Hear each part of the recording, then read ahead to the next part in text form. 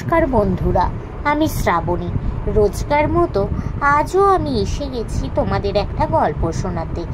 আজকে আমি তোমাদের লেখিকা লীলা মজুমদার মহাশয়ের লেখা একটি ছোট গল্প, যার নাম টাকা চুরির খেলা, এটি শোনাবার চেষ্টা করব। আমার এই চ্যানেলটিতে আমি তোমাদের রোজ বিভিন্ন লেখক লেখিকাদের লেখা নানা ধরনের ছোট গল্প শোনাবার চেষ্টা করি। প্লিজ তোমরা আমার বলা গল্পগুলো স্কিপ না করে গিয়ে পুরোটা শোনো। আমার চ্যানেলটা সাবস্ক্রাইব করো, লাইক করো, কমেন্ট করো ও শেয়ার করো। আমি যেহেতু একজন শারীরিক প্রতিবন্ধী, নিজের প্রতিবন্ধকতাকে দূরে সরিয়ে রেখে নিজের পরিচয় তৈরি করার লক্ষ্য নিয়ে তোমাদের এই গল্প শোনানোর কাজটা শুরু করেছি।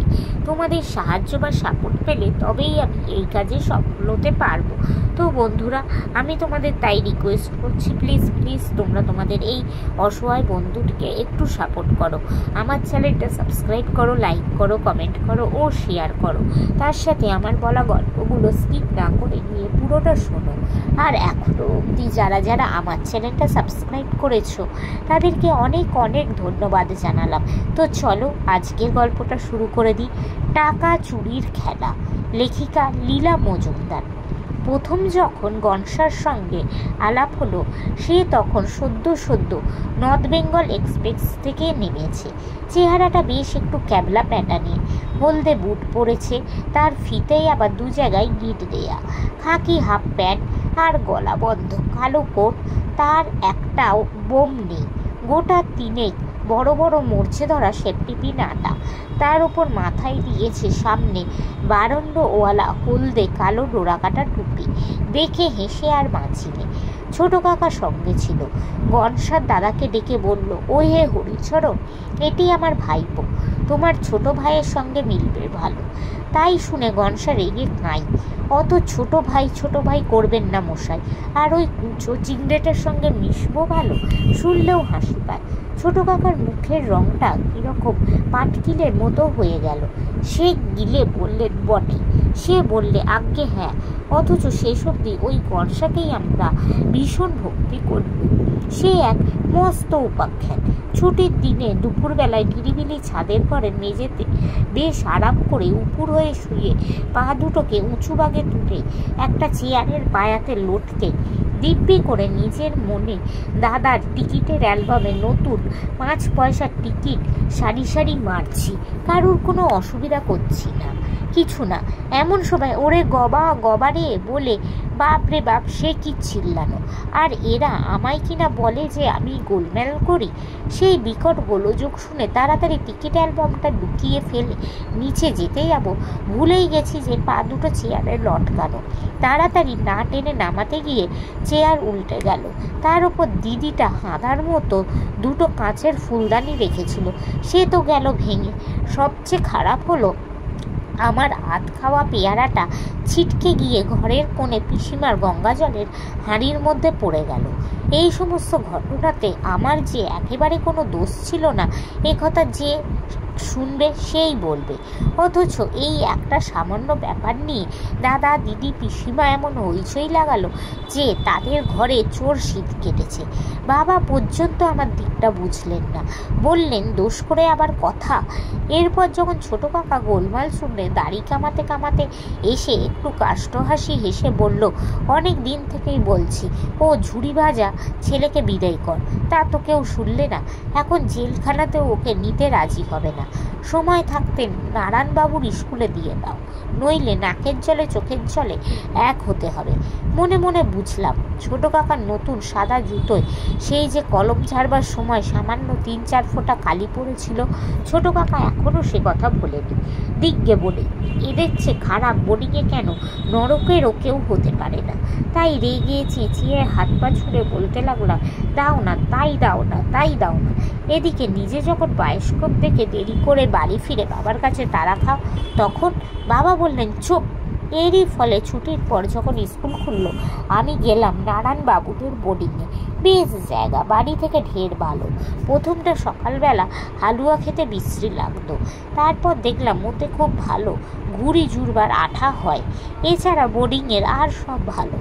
গনসাও দেখলাম ঘুরে বেড়াচ্ছে, তবে সে আমাদের ঘরে থাকে না।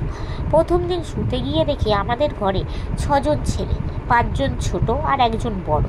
আমাদের ঘরের বড় ছেলেটি ঠিক বড় নয়, বরং মাঝারি সাইজের বলা চলে। তার কি তেজ! তার নাম পানুদা। তার কাজ নাকি আমাদের সামলানো। তাই আর তাই করে করে নাকি তার ঠান্ডা মেজাজ খ্যাক খ্যাক করার ফলে দিন দিন বিগড়ে যাচ্ছে। খোঁজ নিয়ে জানলুম পানুদা 2nd ক্লাসে পড়ে। নিয়ম করে ক্লাসের লাস্ট বয় ঠিক ওপরে হয়, কিন্তু তার মন খুব ভালো, লাস্ট বয়কে খুব সাহায্য করে। আমাদের ঘরে নীলু বলল সেই সাহায্যের ফলেই নাকি লাস্ট বয় বেচারা চিরটা কাল লাস্টই হচ্ছে।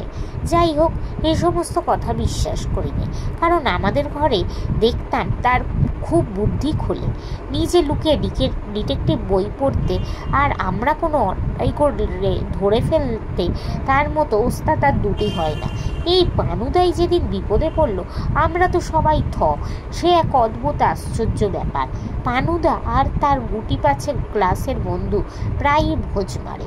সবাই মিলে টাকা জমিয়ে পানুদার কাছে দেয়, আর 1 শনিবার বাদে 1 শনিবার চপ, কাটলেট, ডিমের ডেভিল আরও কত কি ব্যবস্থা হয়।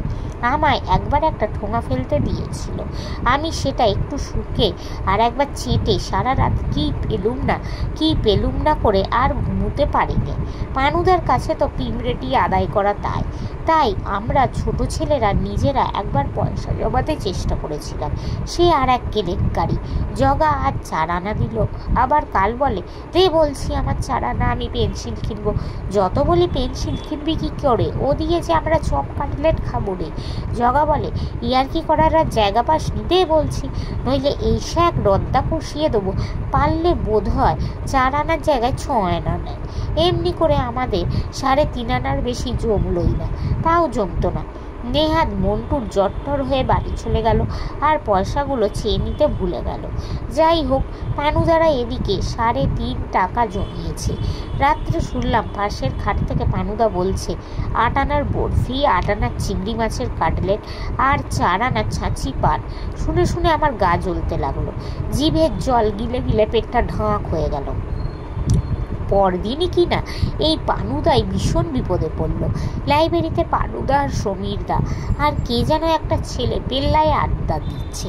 পানুদা চাল মেরে কি একটা কুস্তির ট্যাচ দেখাতে গেছে, আর স্লিপ করে কাঁচের আলমারির দরজা ভেঙে চুরমার। পানুদা উঠে দাঁড়িয়ে কি একটা বলতে যাচ্ছে, এমন সময় হেডমাস্টার মশাই এসে এমনি বকুলি লাগালেন যে পানুদা চমকে গিয়ে নিজের আলজিভ টিপ গিলে ভীষণ টিসন খেয়ে আর এক কীর্তি।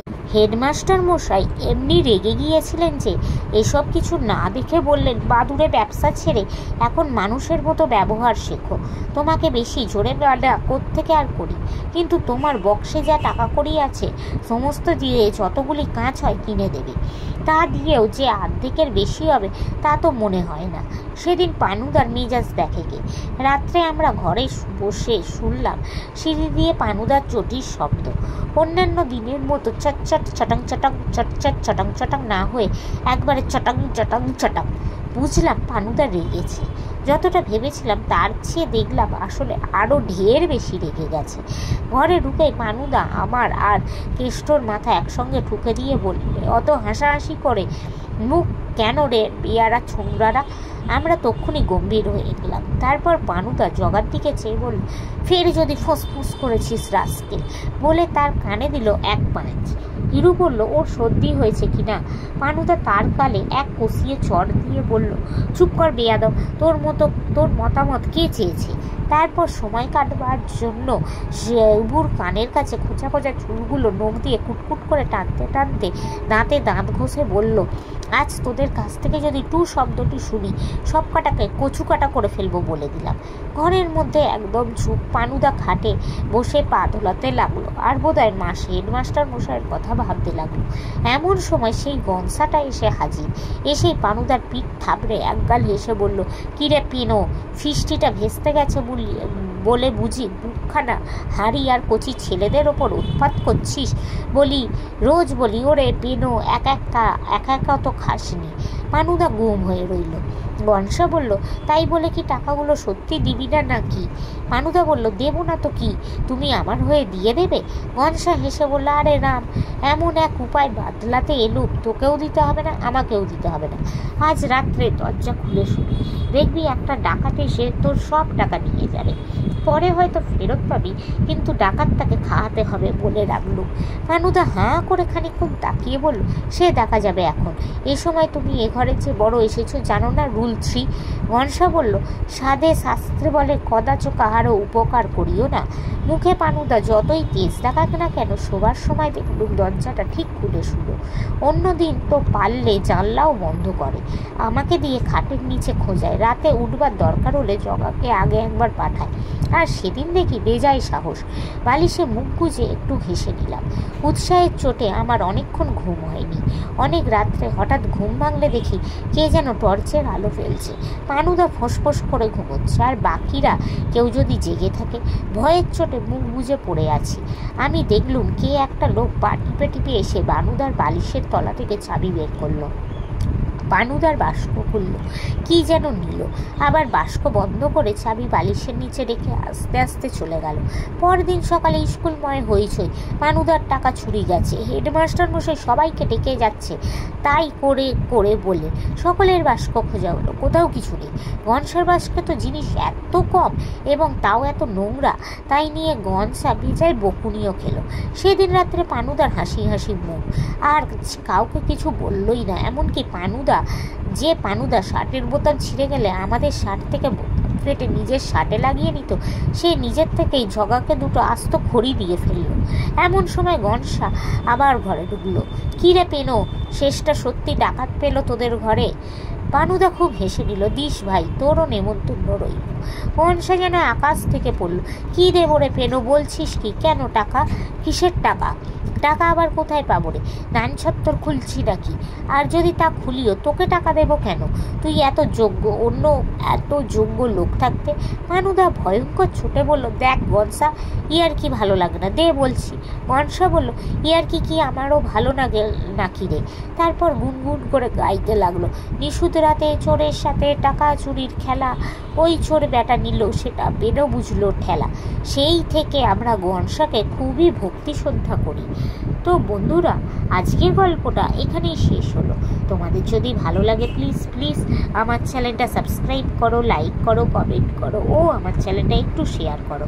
আজকের মতো আমি চললাম। আবার আমি কাল তোমাদের অন্য কোনো লেখক বা লেখিকার লেখা অন্য কোনো ছোট গল্প শোনাবার চেষ্টা করব। আজকের মতো টাটা।